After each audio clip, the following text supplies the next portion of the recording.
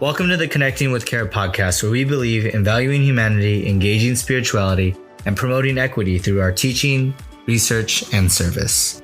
I'm Curtis Isozaki. And I'm Zach Winterrowd. Today, we're joined by Dr. Jennifer Dickey, Director of the Global Mission Leadership Program at the Garland School of Social Work. Jennifer shares the incredible impact of this program, which provides full scholarships to our students from all around the world who are committed to serving their communities after graduating.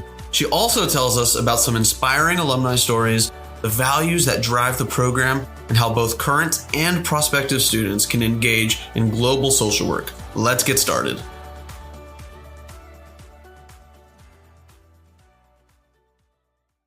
Hello, Jennifer. Thank you so much for taking the time to be on the GSSW podcast. We're so excited to get to know you. Well, I am glad to be here today, Curtis. Thanks for inviting me. Fantastic. Well, we're hoping that in this podcast, we're talking about worldwide alumni leading and serving in social work practice. And so we're excited to hear about the various diverse fields and locations from all around the world our students are serving and leading.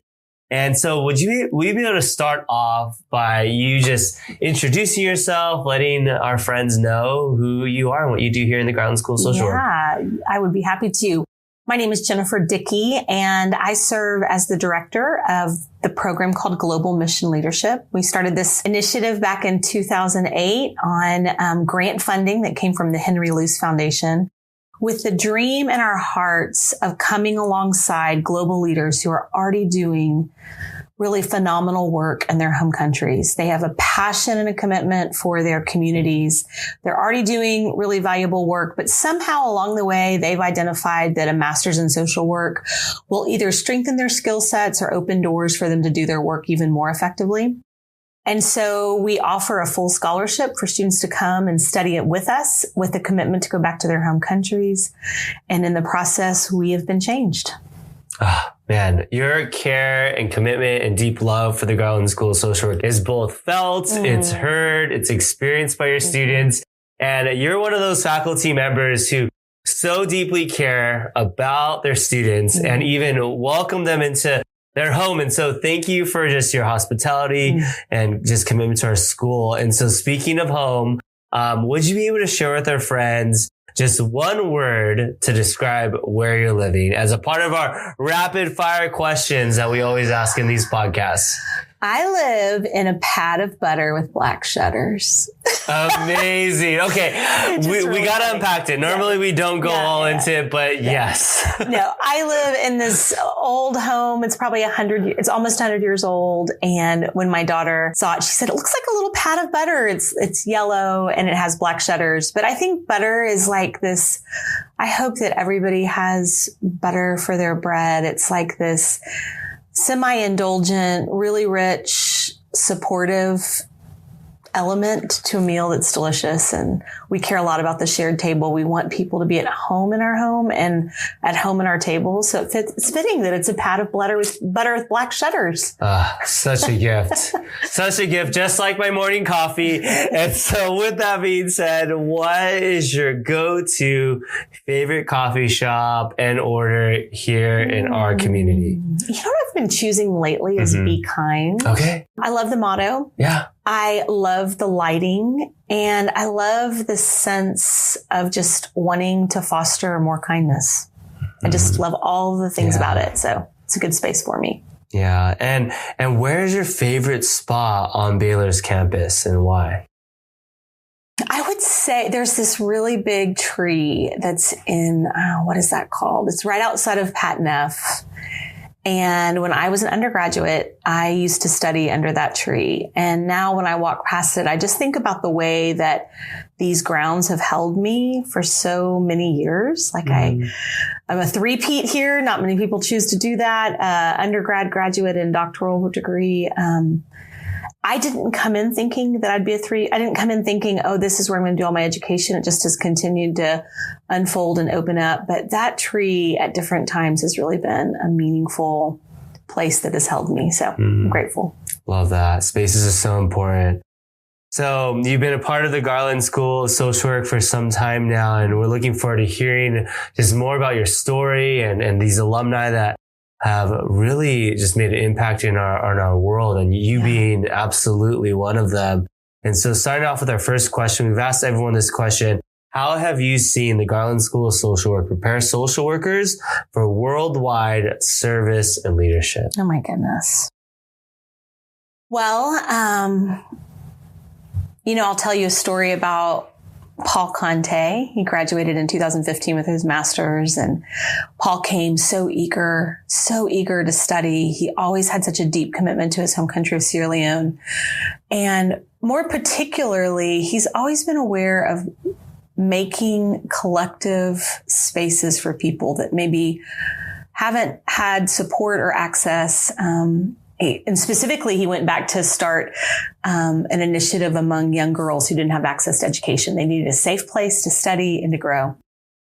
And he went back to his home country after getting his master's and served diligently in that field. But things began to start changing for him. And he looked up and he said, oh my gosh, our country is so blessed with beautiful land and an incredible growing environment. What if we really harnessed and supported local farmers? And he let his life kind of take a right-hand turn. And he began to study and learn more about farming in ways that his family had been a part of farming.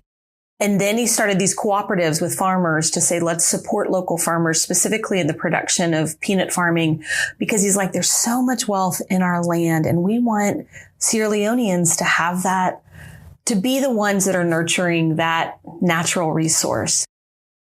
I tell you that story of Paul because I saw all of those ways way back when he was studying with us. He was always collaborative, always linking arms with people, such a networker among his cohort.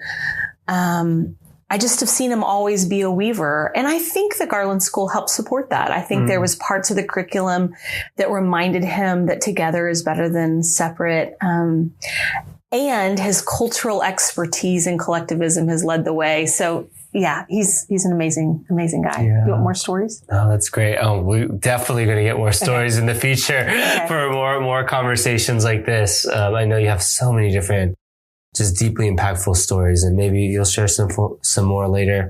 How does the Garland School of Social Work equip students to address diverse social work challenges in various settings?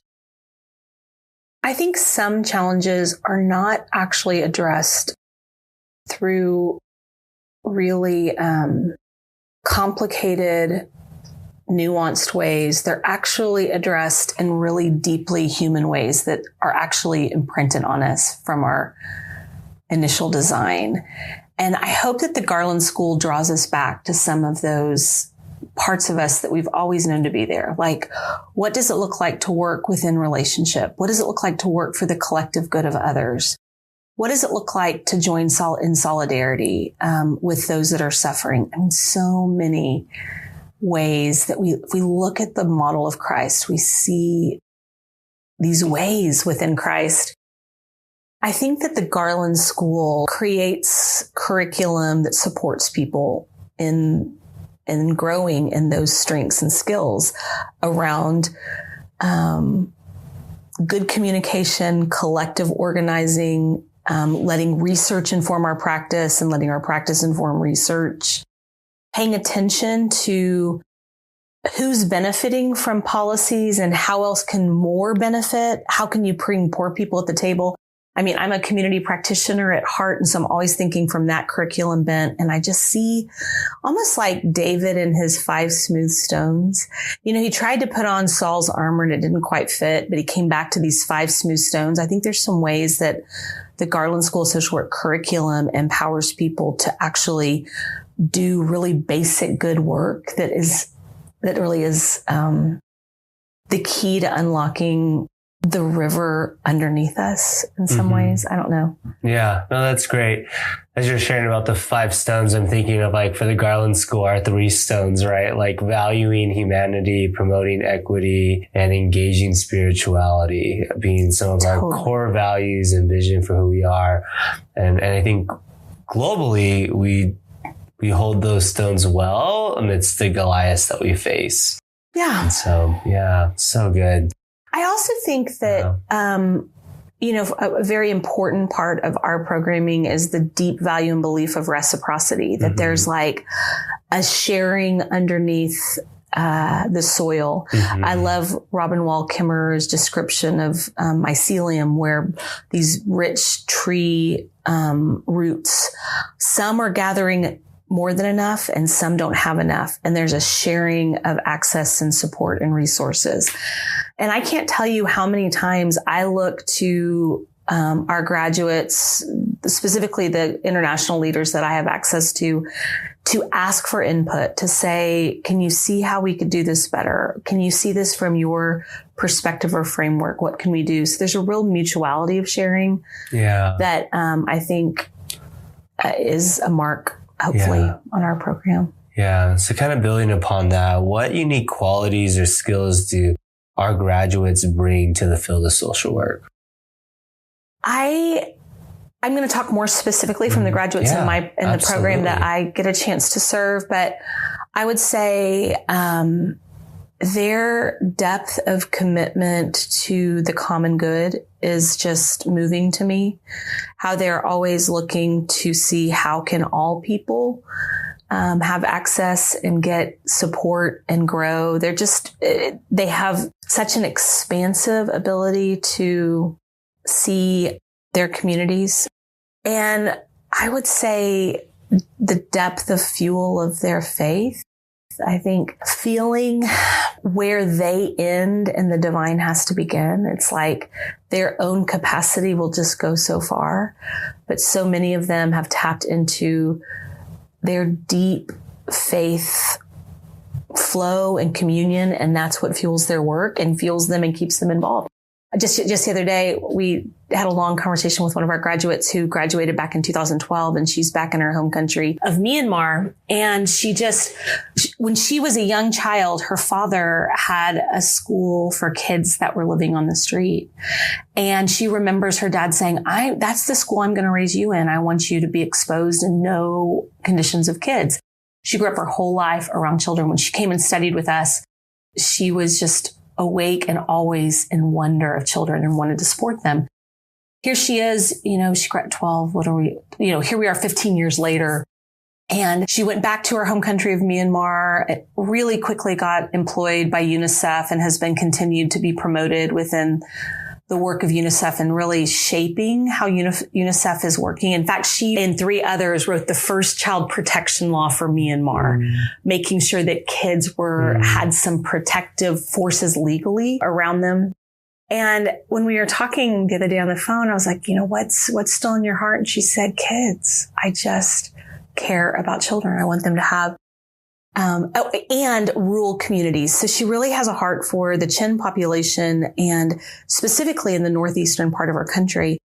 And she goes to these communities and she helps them see, listen, you have what you need to grow your kids. You have connection. You have an ability to use farming techniques to teach them about principles. So she's trying to debunk the idea that kids have to go to a place for education. There's a way that education can be woven into that rural lifestyle, into that poverty lifestyle. She's really thinking about the intersection of parent and children connection and education from a very nuanced way that is not dependent on a curriculum or a school building. And I love that about her.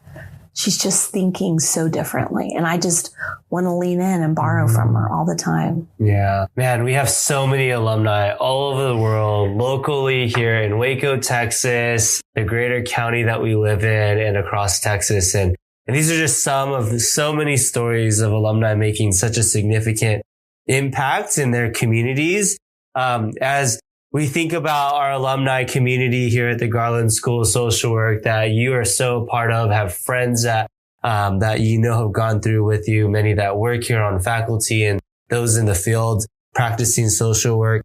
How do alumni stay connected with the Garland School of Social Work and continue to influence the next generation of social workers? Or even just rephrasing that, what would be your advice to alumni when it comes to staying connected with our community and how they could continue to be a part of the this community that's so dedicated to the next generation of social work practice. I care so much about this. Yeah. Please reach out to the teaching faculty that you knew and tell us what you're doing so that we can have you be a guest interview. I try to pull practitioners all the time into my classroom teachings because I find that students are sure they appreciate and can appreciate the faculty members' years of experience or the research they're doing, but they're always looking for those practitioners that are doing the direct service right now. Yeah. And I'm just like, please circle back with us and let's share ideas.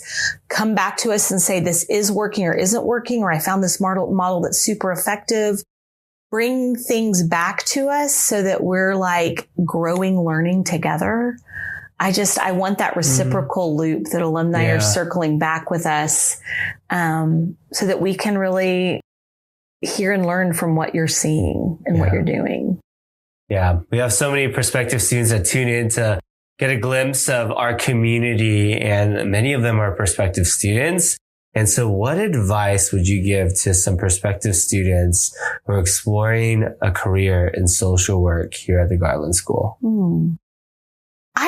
I would encourage you to find a local, think about what you're concerned about, what you care about, what you have vision for. Find a social worker who's actually doing that work and get a little time with them to say, why do you do it? Why do you stay in it? What do you care about? I would say draw near to us. Like if you ever reached out to me and said, can I visit a class? I'd be like, come and visit a class. I'd come out and get curious. And I think social work prepares students for such a broad ability to draw from different strengths and skill sets to do very particular, specific work in a context. So I think you can kind of, there's a lot to choose from. And so I think the more that students are getting a little bit clear about what makes them curious, what makes them interested, and let us get you connected with who's actually doing that. Observe it, witness it. Or if you're interested in coming to a class, come and visit. Let us help you figure out what's this next season of your life supposed to look like. Love that. Well, thanks for the warming invitation to our friends who are looking to be a part of our community, and an invitation to so many of our friends who have been, like our alumni, making an impact in every sphere of society. And so thank you so much. Appreciate you, Professor Dickey. We're so excited for many students to get to meet you when they're here at Baylor University. Thanks, Curtis.